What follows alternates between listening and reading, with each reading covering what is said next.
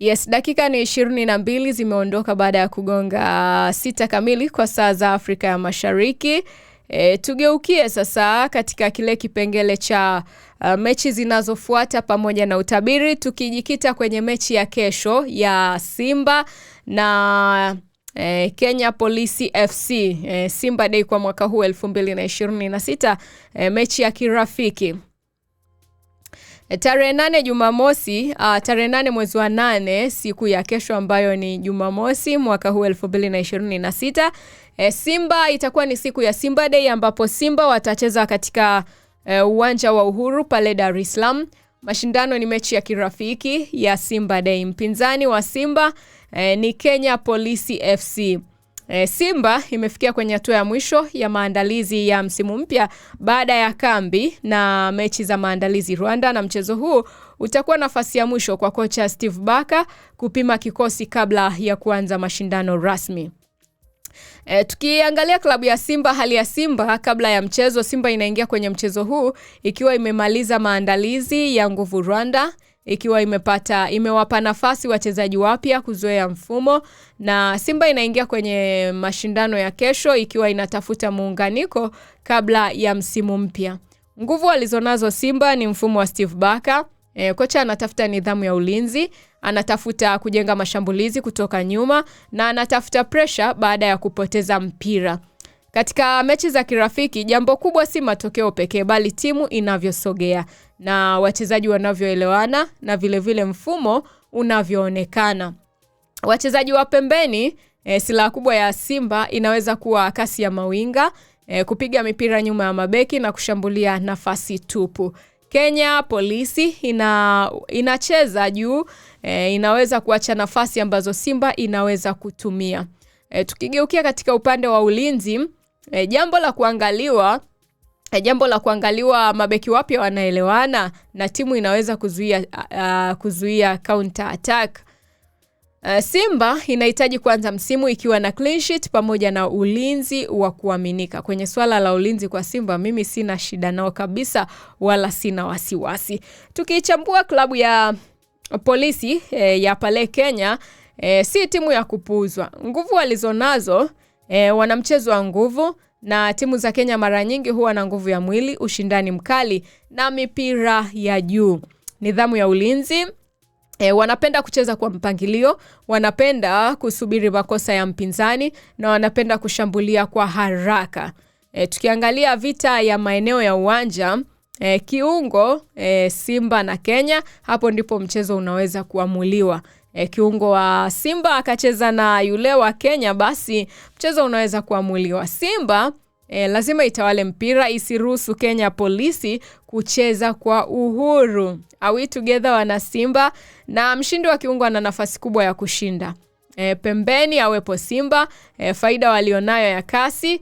Kwa hiyo Polisi Kenya, faida walionayo ni nguvu ya mwili, na wachezaji wa kuangaliwa katika klabu ya Simba ni kiungo mshambuliaji, atatakiwa kutengeneza nafasi, kutoa pasi za mwisho, na mshambuliaji mkuu ni mtu ambaye pia anapaswa kuangaliwa. Je, huyu mshambuliaji mkuu ataonesha uwezo wa kumaliza nafasi?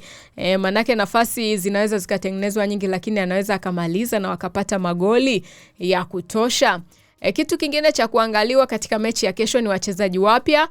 Huu ni mchezo wa kuonesha nani yuko tayari kuanza msimu mpya.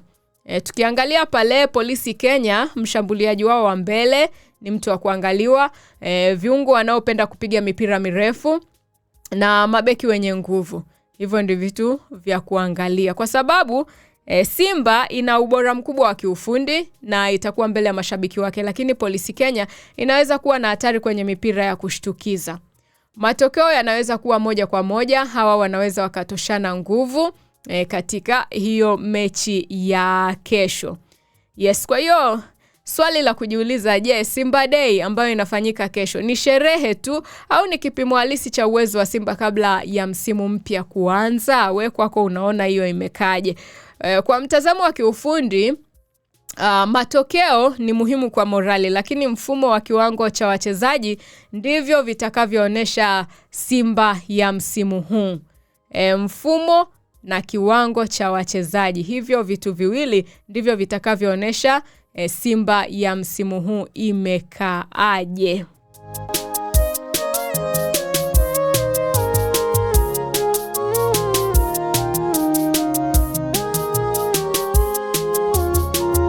Hii ni katika kile kipengele cha ratiba ya mechi zinazofuata pamoja na utabiri.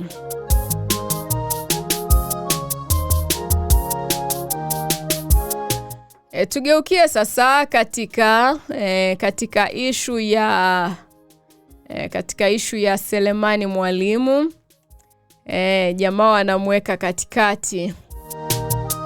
Feitoto anasema Simba na Yanga kwenye dabi zao wanaleta timu za kawaida sana msimu huu, sababu ni tarehe 12. Kwa hiyo hawataki waibiwe mbwinu. Okay, tukigeukia hili sakata la Selemani Mwalimu.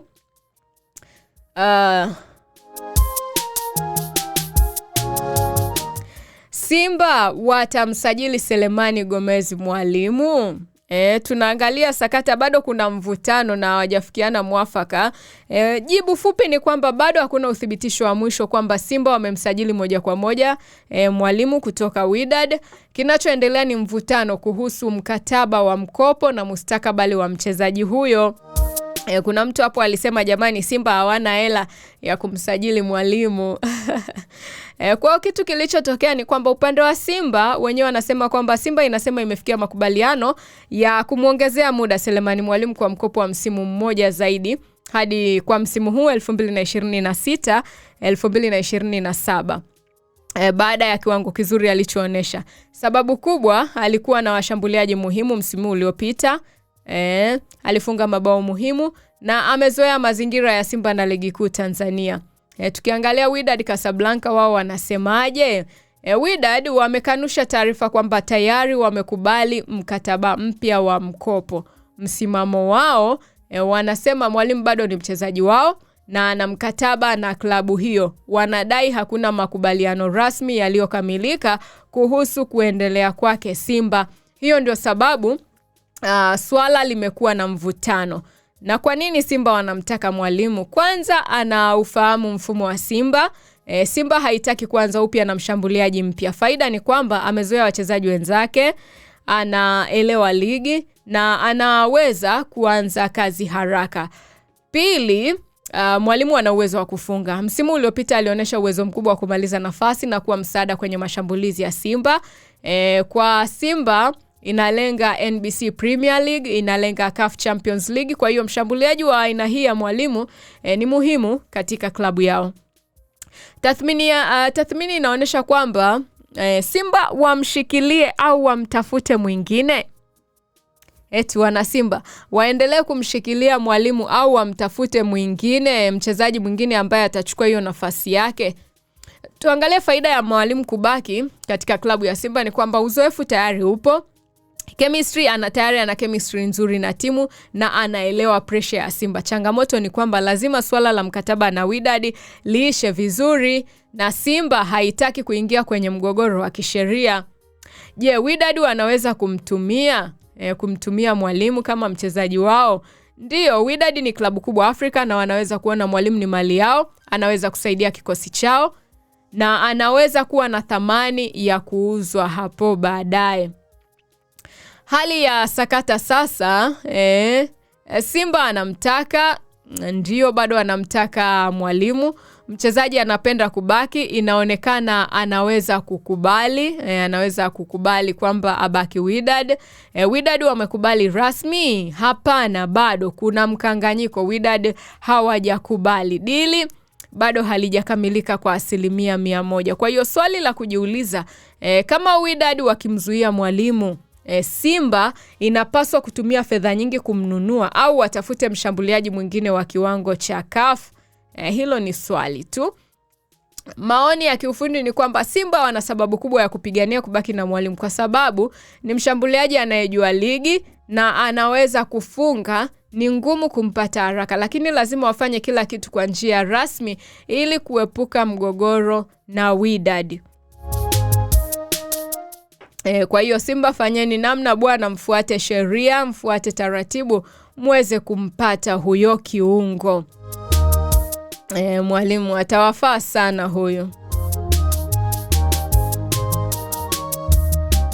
Haya, Golgota wa GGM Unit Geita Tanzania anasema Selemani Mwalimu ni mchezaji mzuri. Endapo Simba wakapata saini yake basi watatisha,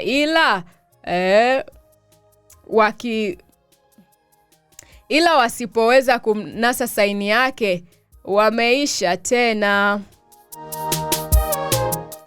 Pambaneni mpate saini yake bwana. Pambaneni mpate saini yake.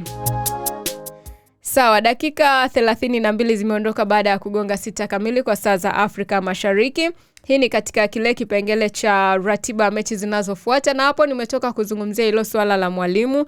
Bado kuna mkanganyiko, bado hawajafika makubaliano ya mwisho, bado kuna mvutano bado upo. Tugeukie sasa katika habari za mchana wa leo.